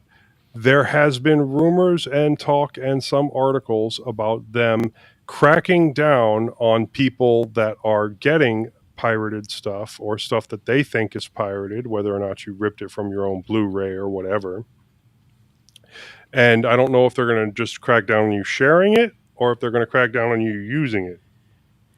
But them being able to, see those things, that's what bothers me.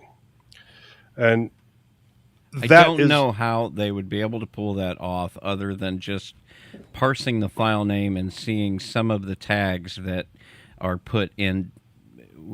If you, this is all just what I've heard, okay? But when you download something from something like the Pirate Bay, the file you get's got a lot of tags on it that are referencing the original uploader, and then the codecs that it uses and things like that. And that would be one way.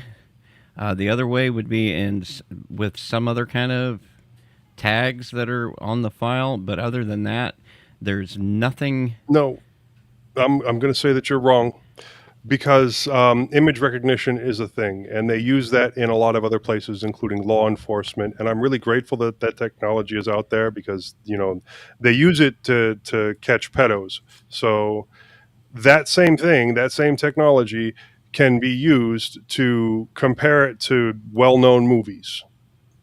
Okay, so image recognition. You're talking about noticing if if it's a recording in a theater and somebody gets up in front of the camera or something like that.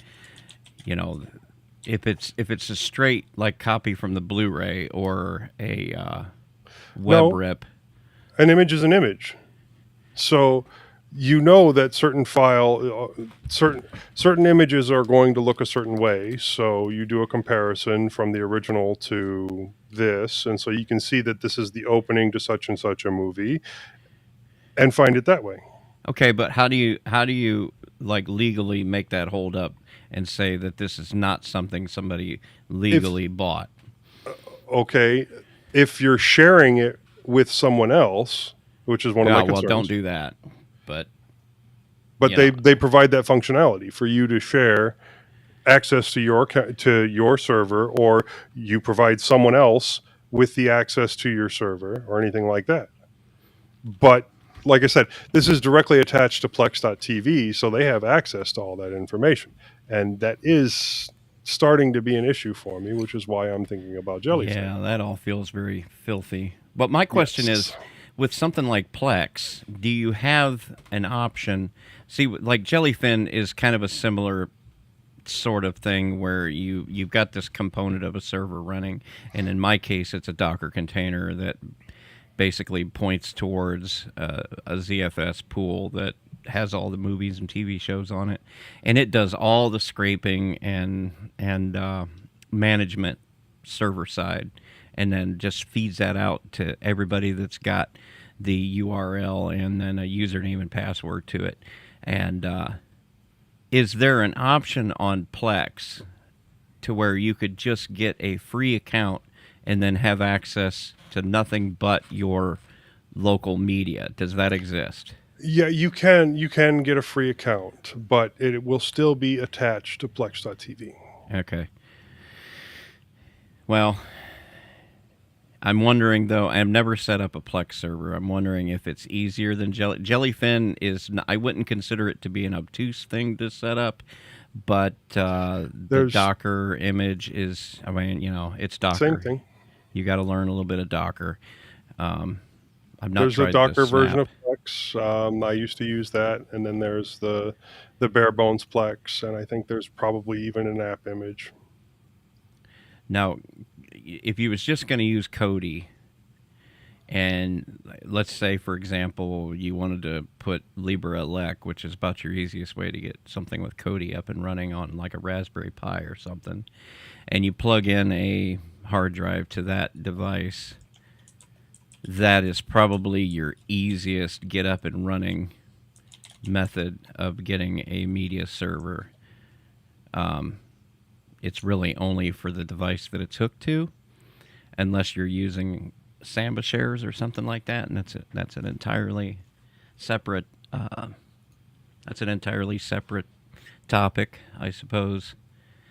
But these are options if you wanted to do streaming. And in my case, I've actually got my Jellyfin open to the internet for everybody that I share it with. Moss is one of them, and it's kind of cool. Plex is probably, if I understand right, it's kind of the same concept, except it works through their server, whereas with me, I had to do all of the reverse proxy to it, and then the SSL you can access directly from your server or use Plex.tv. Okay, but are these viable solutions for normal people, though? I contend having a local library of media is already above and beyond what most people are going to do. They're either going to have DVDs that they put into a device and play. Almost no one is going to rip DVDs, because to go through the hassle of Handbrake and figuring out all the settings, and it's such a pain in the ass to do it.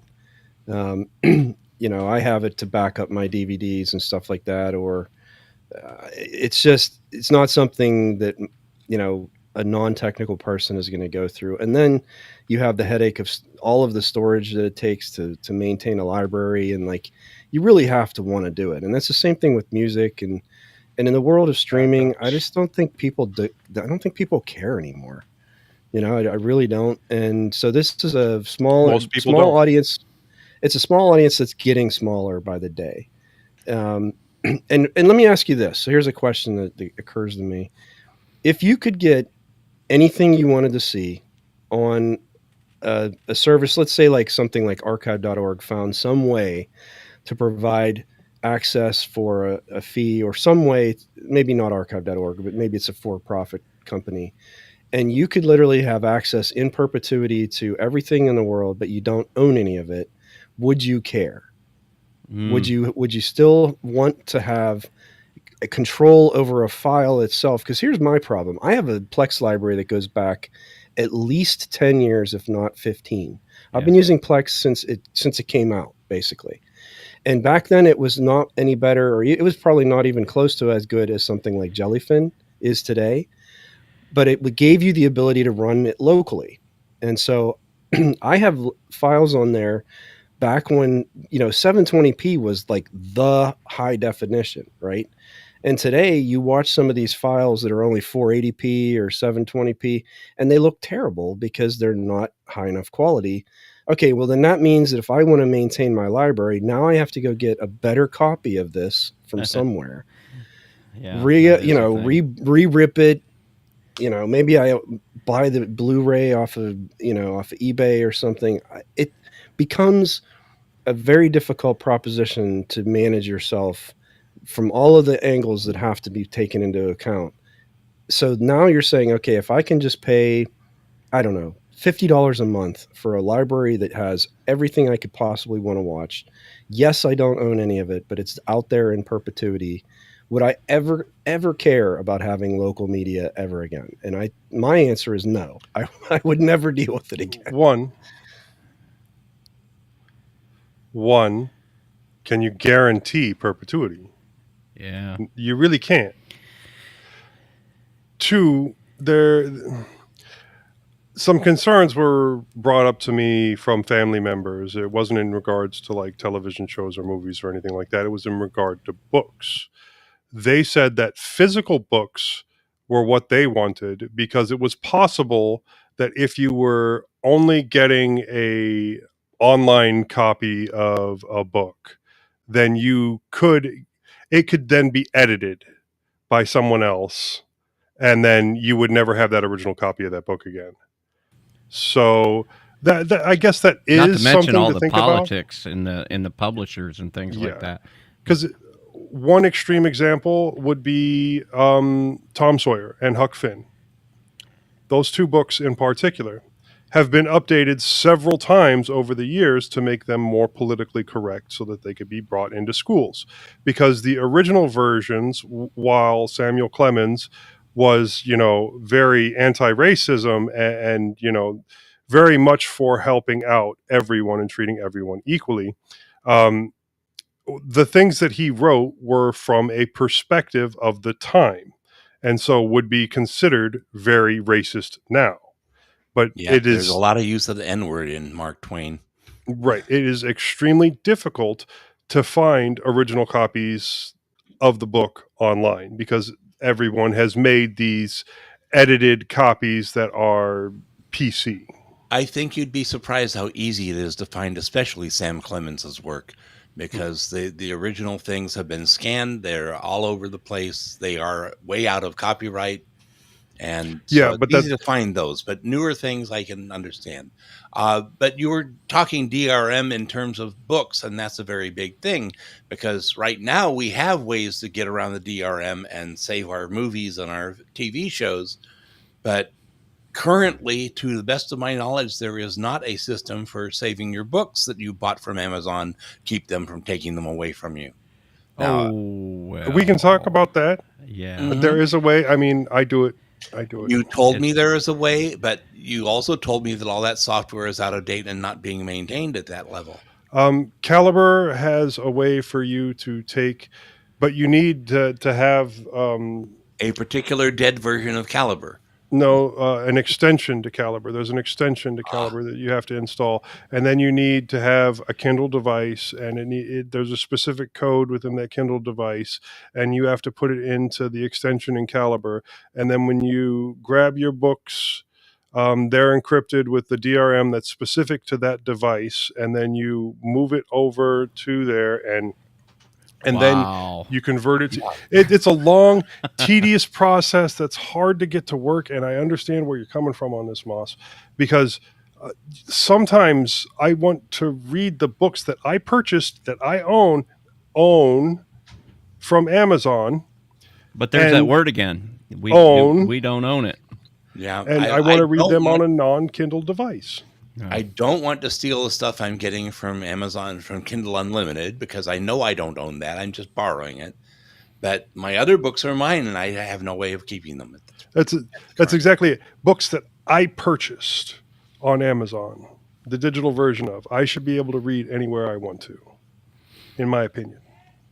But that whole idea of ownership, though, do we even if we have a physical copy of something, do we own that, or did we just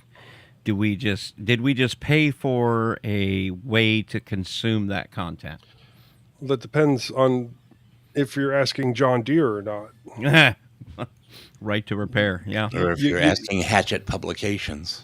You pay $1 million for a tractor, and you get to take it home, and the payments are all yours to handle, but you're not allowed to touch that software. Yeah. You can't even put your own custom software or custom firmware on there, completely all your own, because they said you can't. So and that's another conversation I plan on having in the future. And that's why people buy Kubota. Yeah. Well, and it's the same thing, we've been talking about movies, music, and books, but another really good example is games. Now, the most obvious example that comes to mind is Google Stadia. That came out. They released a bunch of games for you to be able to play. You had to purchase the games to play them, right, Bill? For the most part, yeah. I mean, there were some games you could play for free, but like when what was the good one that they were really pushing hard? The Cyberpunk 2077. When that came out, you had to buy it. And yeah. Well, not only did you have to buy it, but you had to buy it, and it was only ever possible to use it with Stadia. Yeah. With Stadia. Yeah. Right. That's what I I'm thought they saying. changed that though when they closed things down. You could download a full copy. Oh, could you? Okay, I didn't realize that. Or when they closed shop. I thought they did, because they were very good about their shutdown. They refunded everybody. That's what it was. Yeah. Okay. And then they let you keep the controllers, and they provided a way for you to turn them into Bluetooth controllers. Yeah, I use mine. I updated the firmware, and I use it on my Steam Deck. So, but that's an example of where. Another example would be, I know that Amazon in the past has had, I think it was Amazon in the past that had issues with people purchased movies from them or TV shows from them, and then Amazon lost the licensing to those. And so if you lost your local copy, you had to do a reformat or whatever, you can no longer download a new copy. I like the way Steam handles that, but if you can no longer download a copy, then guess what? You don't own it. You can't get it. You purchased it. It means nothing. This is a very. Is that how Steam handles it that you were saying you liked? No, Steam handles it a little bit differently. If they lose the license to something, they will make it non-searchable, non-findable to everybody that didn't pay for it. But then it's still downloadable to the people that did pay for it. It's still part of their library. And people don't notice it, but that goes on platforms like Netflix all the time. They're constantly losing licensing on certain content, and they have to pull it. But nobody notices because Netflix has never offered a download functionality other than just a convenience download thing for mobile devices so that you could watch it without having a data connection or something like that. Right. But, their ability to provide the content comes and goes, and they have to pull stuff and add stuff, and, we just don't notice, or we let it go. And somehow we give some people a pass on that. I've given game providers more of a pass, I think, when it comes to games, because I've always kind of considered gaming related content is more of a work of art that is constantly iterated upon. And so that's like games seem to be of a work in progress sort of paradigm, in my opinion. Yeah, I'm not a big fan of that new paradigm. Yeah, I mean, get it right the first time. I mean, Release they it never before it's seem- finished. yeah, they seem to do that. I mean, and the audience is used to that now. Some studios do it in spades. Looking at you, Bethesda. You release it, and then there's this built-in understanding that there's going to be things that are a little bit janky about it, but it's a work in progress. So you're going to be there, and in some strange way, part of that growing and improving process, I suppose. And it's strange how we've evolved to that point with games. But it just feels like they get more of a pass than other types of providers. Maybe because movies have been around so much longer, and the concept of owning a movie has been, or the idea of owning a movie has been around in more people's homes for a longer period of time. Then games? Okay. Well, normal people like my grandparents had a VCR, and they would go and buy all these. They also had Monopoly. Yeah. If Milton I never Bradley heard would have Parker pulled Brothers trying to claim that they own that I board. was just and getting ready to gotta say get the back, same yeah. thing. If they pulled the rights to it, you wouldn't be able to play it. The men in black suits that show up at your house, we're gonna need that. So, do we have any more dead horses we need to beat? All of them. Oh, All well, of yeah, them. I would just be interested to hear from the audience. What kind of streaming Yeah. providers do you rely on?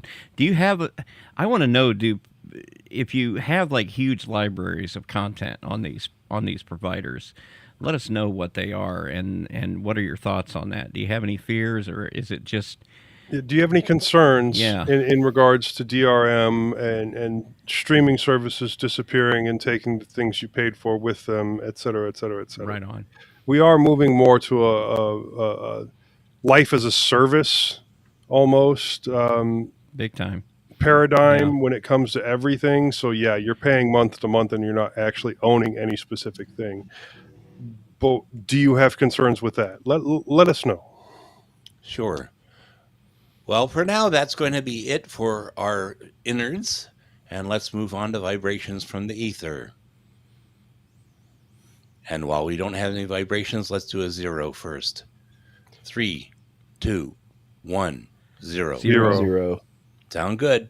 Okay, vibrations from the ether. We don't have anything. Let's move on to check this out. Bill, you've got something more on Ladybird for us. Oh, I just put the links here to their website. They've got a cute little website, and then there's a link there to their GitHub page, which is probably far more useful.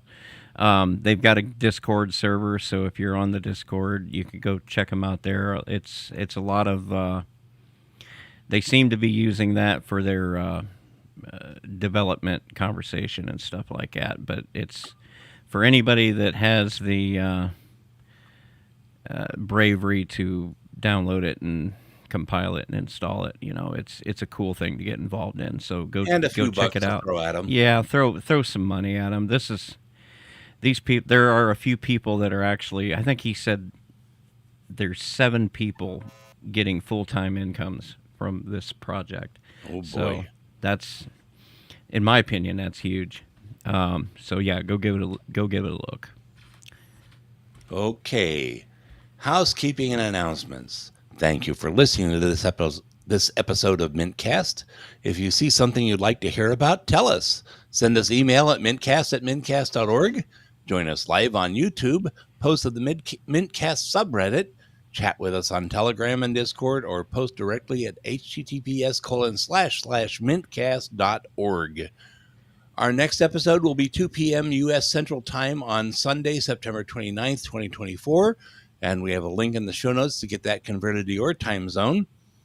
Our next roundtable live stream is 2 p.m. U.S. Central Time on Saturday, September 21st, and we have a link in the show notes to get that converted to your time zone. And our next roundtable live stream is 2 p.m. U.S. Central Time on Saturday, October 5th, 2024, and there's a link in the show notes to get that converted to your time zone. Live stream information is at mintcast.org/livestream. So wrapping up, Joe, where can we hear more about you? Oh, I'm on a couple other podcasts. I'm on the Linux Link Tech Show, tllts.org. I'm on the Linux Lugcast, linuxlugcast.com. You can send me an email, jb@mintcast.org. I have received a couple of emails directly to me. I'll probably get to those next show. It's been a busy couple of weeks. Or you can buy me a coffee on Ko-fi. Moss? You can hear me every week on Full Circle Weekly News. You can email me at moss@bodhilinux.com. My Mastodon is at Zyvala@hosttux.social, and you can occasionally pick me up on Hacker Public Radio. Bill?